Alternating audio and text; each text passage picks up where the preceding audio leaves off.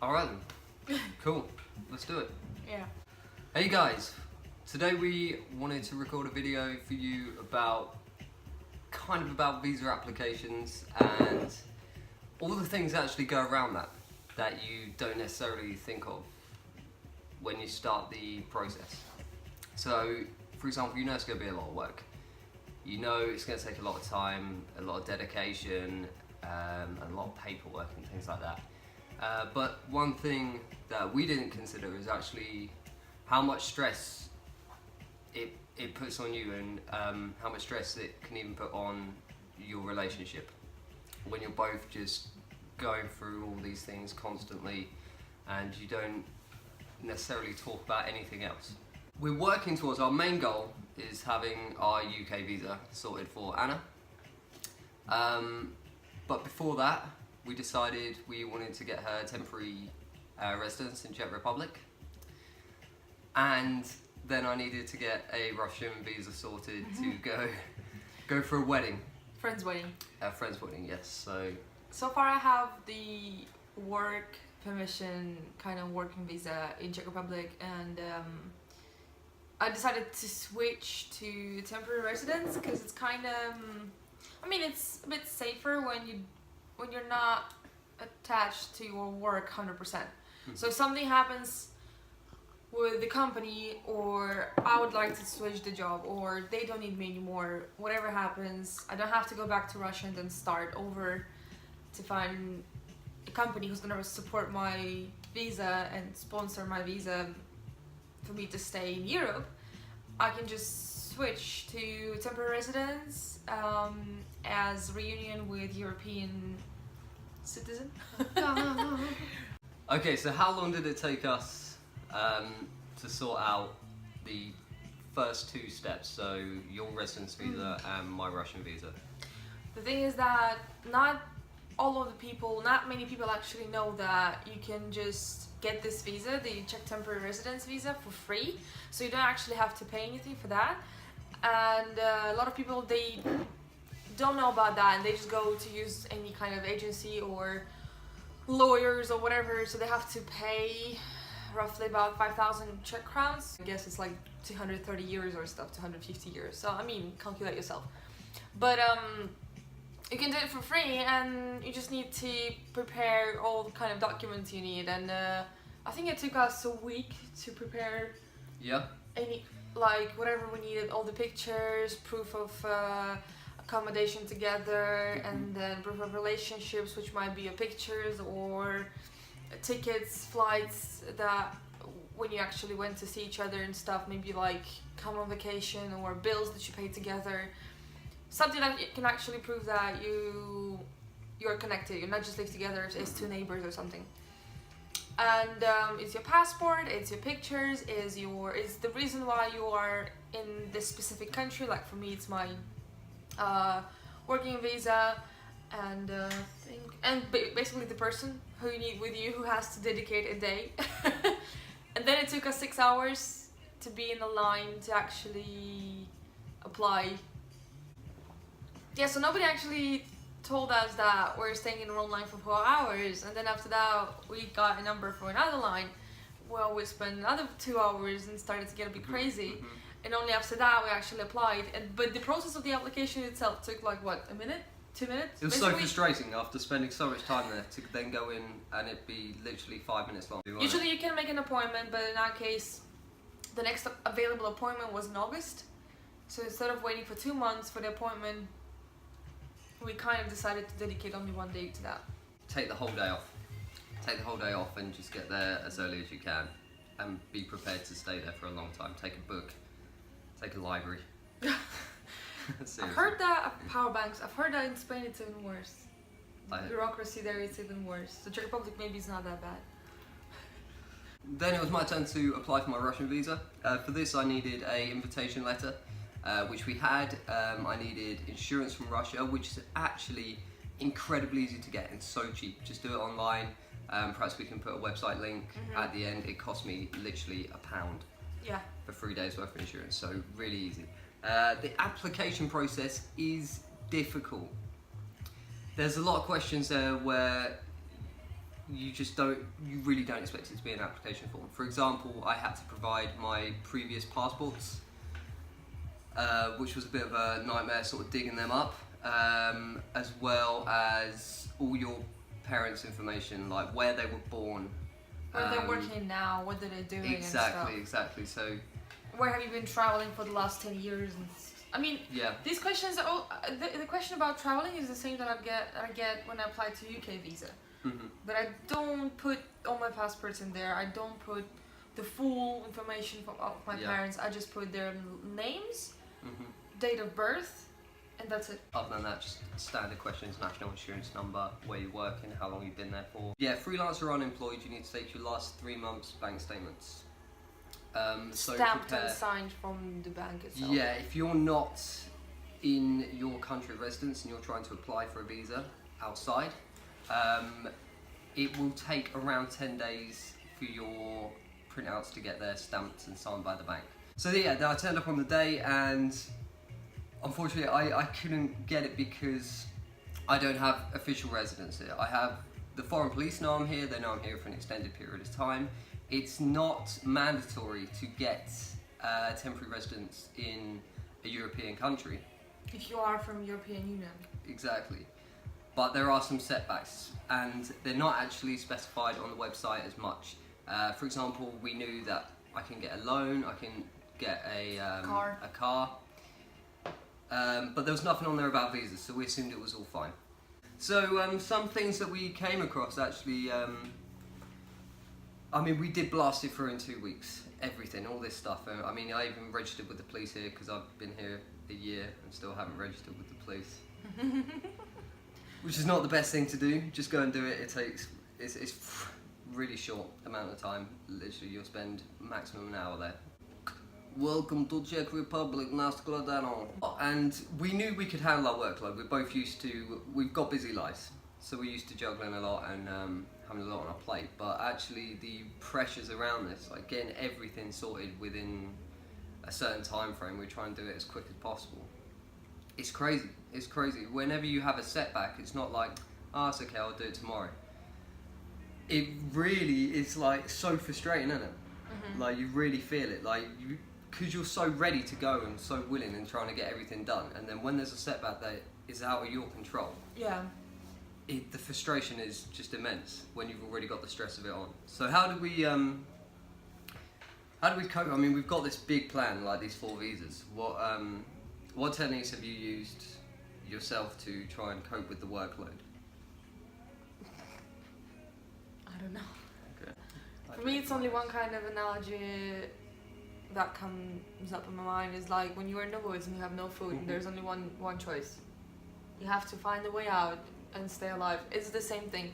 There is no like, I mean, I didn't have any other thought except for you actually need to figure it out and you need to do it and basically more, I guess, work with my emotions because I'm really, it's easy for me to get nervous and easy for me to get in panic mode.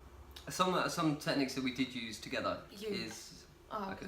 We did. I guess I did. We both did, but is chunking. Don't focus on the asset. Don't focus on the whole picture.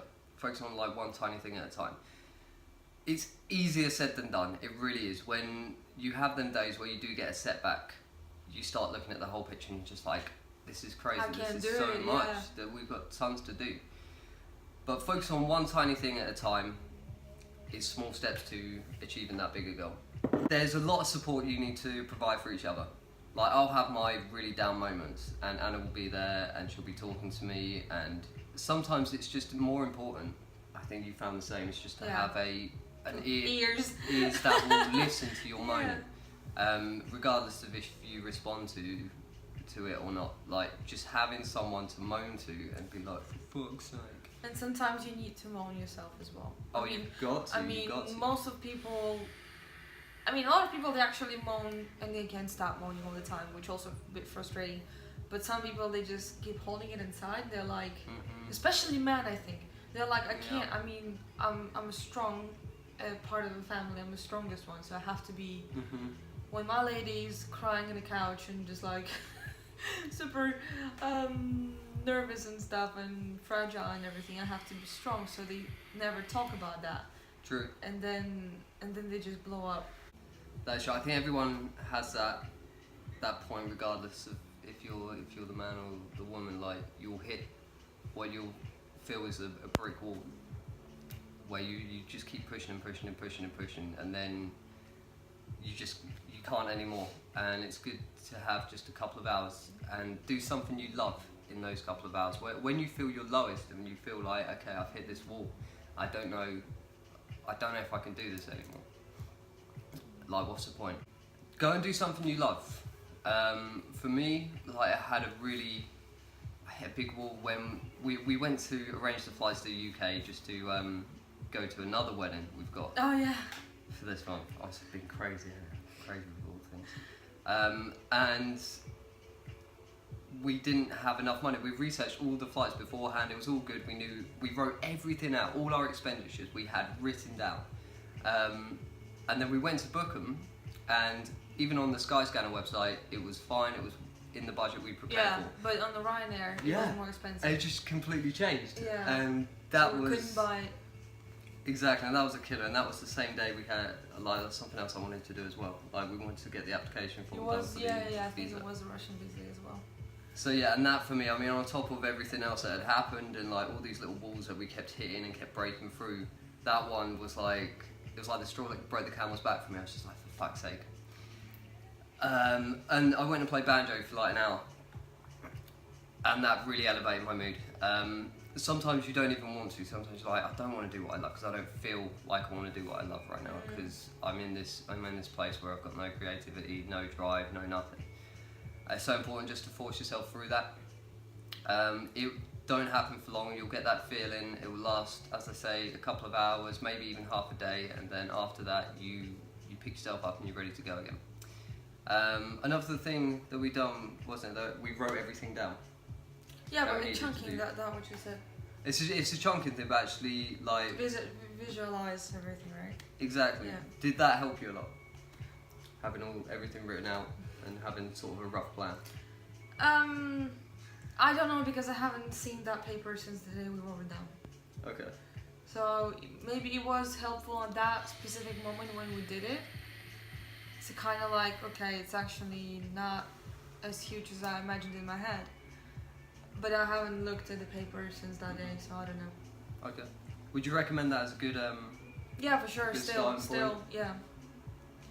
So in some ways, I kind of wish we'd done that sort of at the beginning, because we usually write down everything when we're a bit tight on money, when we've got a few things we need to get done.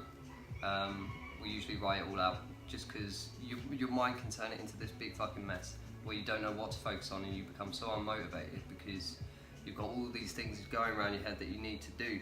Yeah. That actually a paper format with priority things first and then lower priorities, just do it like that, and take into consideration time frame for different things as well. That'd be a good way to start. There's another thing which I noticed, which I haven't actually spoken to you about, which I found quite interesting, was when you have to do all this stuff, don't forget to have fun. Don't forget, like last weekend we went out and we went to this really nice castle and we had such a great weekend together.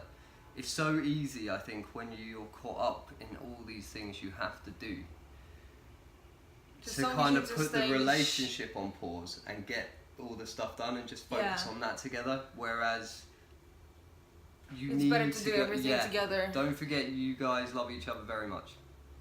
And do those. Go out for a romantic weekend. Go out for dinner. Go out and do something nice Just for have each other. fun. Exactly. Exactly. So important. I think a lot of people. I mean, I've heard a lot of people that have gone through visa processes and they haven't stuck it out. They broke up before because of the pressures and that. Not us. We're a damn good team. Not yet.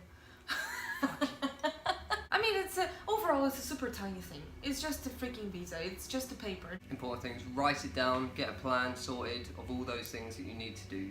As things come up, add them to the plan. and make sure you tick them off as you go. That was something you mentioned in your blog, which we'll put a link to as well. Is ticking things off and crossing things out as you achieve them. Because then you've got that visual aid of this is what I've done versus this is what I've got to do. And focus on one thing at a time. Don't Yeah. try to resolve 200 different issues in one moment. It's not gonna work.